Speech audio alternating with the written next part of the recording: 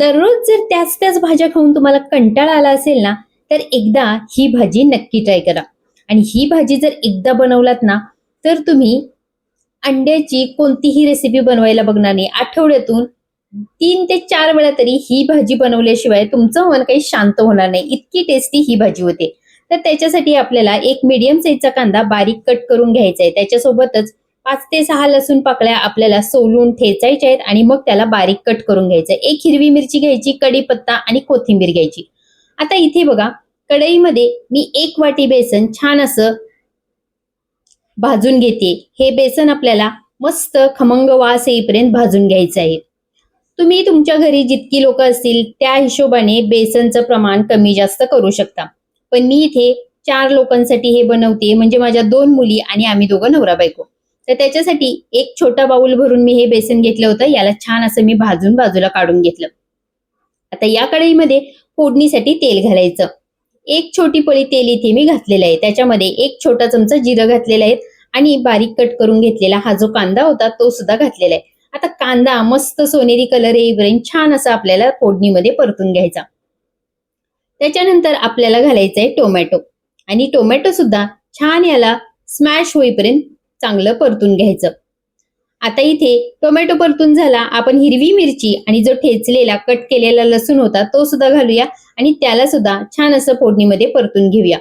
आता इथे कढीपत्त्याची पानं घालायची, त्याला सुद्धा छान असं परतून घ्यायचं. हे सगळं फोडणीमध्ये चांगलं परतू द्यायचं. तोपर्यंत हे जे भाजलेलं बेसन होतं याच्यामध्ये आपल्याला पाणी घालायचं.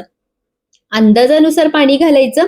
याच्यामध्ये काही पाण्याचं प्रमाण असं नाहीये, कारण आपण जेव्हा बेसन पोळा बनवतो त्यावेळी कसं सरसरीत बॅटर बनवतो त्याप्रमाणेच हे बॅटर बनवून घ्यायचं. याच्यामध्ये बॅटर बनवल्यावरच आपल्याला चवीपुरतं मीठ घालायचंय. आता हे बॅटर बनवून आपल्याला बाजूला ठेवून द्यायचं.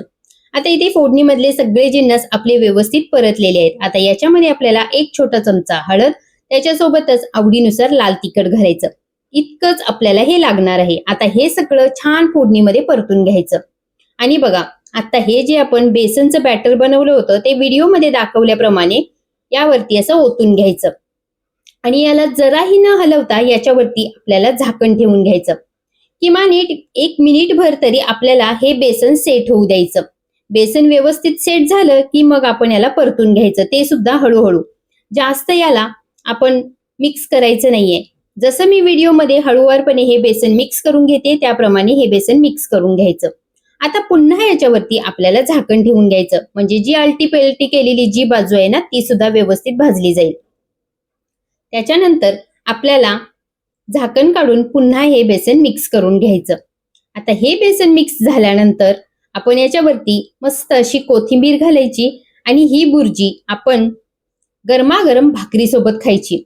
तुम्हाला सांगते, तुम्ही बेसनचं पिठलं वगैरे बनवलं असाल त्याच्यापेक्षा सुद्धा भन्नाट ही बेसन बुर्जी लागते.